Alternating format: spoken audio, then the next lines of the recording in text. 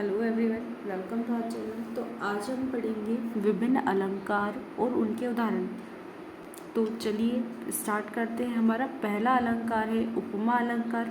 उपमा का अर्थ होता है एक वस्तु का किसी दूसरी वस्तु से समानता के आधार पर तुलना करना। जहाँ किसी वस्तु की उससे किसी विशेष गुण या स्वभाव की विशेषता के आधार पर तुलना की जाती है, वह उपमा अलंकार होता है।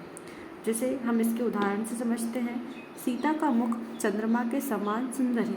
यहाँ जो सीता का मुख है उसकी तुलना किससे की गई है? चांद से, यानी कि चंद्रमा से। जो सीता के मुख की सुंदरता है उसकी सुंदरता को किसके समान माना गया है?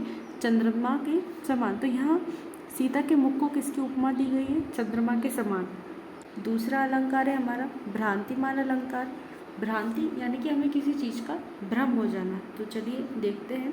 जहाँ प्रस्तुत वस्तु को देखकर किसी विशेष समानता के कारण किसी दूसरी वस्तु का भ्रम हो जाए, वहाँ भ्रांतिमान अलंकार होता है। इसका उदाहरण देखते हैं। जान श्याम घनश्याम को ना छूटे वन में मोर। थर्ड है हमारा संदेह अलंकार। संदेह यानी कि किसी चीज़ के बीच में संदेह हो जाना कि ये वही व्यक्ति है या वही वस्तु है जो हम समझ रहे हैं इसको, या किसी और वस्तु है जो कि हमें नहीं पता है। इस प्रकार का वहाँ पर संदेह बना रहता है।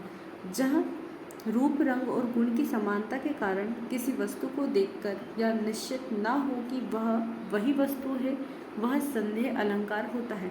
इसमें अंत तक यह संशय बना रहता है। तो चलिए हम उदाहरण देखते हैं। सारी विच नारी है कि नारी विच सारी है, कि सारी ही की नारी है कि नारी ही की सारी है। यहाँ निरंतर संशय बना है व्यक्ति के बीच में कि जो सारी है उसके बीच नारी है या नारी की ही सारी है। इस प्रकार से यहाँ पर लगातार संदेह बना रहता। फोर्थ है हमारा विरोधाभास अलंकार। विरोध, जैसे कि हम नाम से ही समझ सकते हैं कि विरोध, हम किसी व्यक्ति का जहाँ पर विरोध कर रहे हैं वहाँ पर इस अलंकार का प्रयोग किया जाता है। जहाँ विरोध की भावना हो वहाँ हम इस अलंकार का प्रयोग करेंगे। जैसे कि जहाँ किसी पदार्थ, गुण या क्रिया में वास्तविक विरोध ना होते हुए भी विरोध का आभास हो, वहाँ पर विरोधाभास अलंकार होता है। तो चलिए इसका एग्जाम्पल देखते हैं।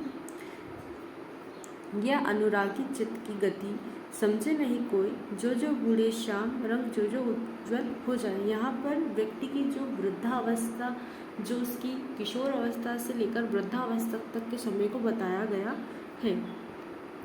फिफ्थ है हमारा अनुप्रास अलंकार। तो चलिए इसको देखते हैं।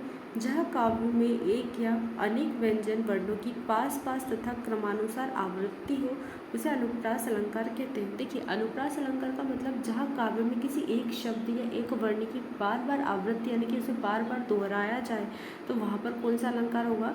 अनुप्रास अलंकार। तो इसका उदाहरण देखते हैं। चारू चंद्र की चंचल किरणें खेल रही थी जल थल में। यहाँ पर देखिए आप च वर्ण की बार बार आवृत्ति हुई है, तो यहाँ पर अनुप्रास अलंकार होगा। लास्ट है हमारा मानवीकरण।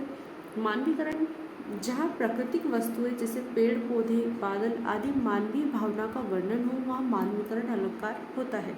उदाहरण, फूल हंसे कलियाँ मुस्कुराई। Thank you.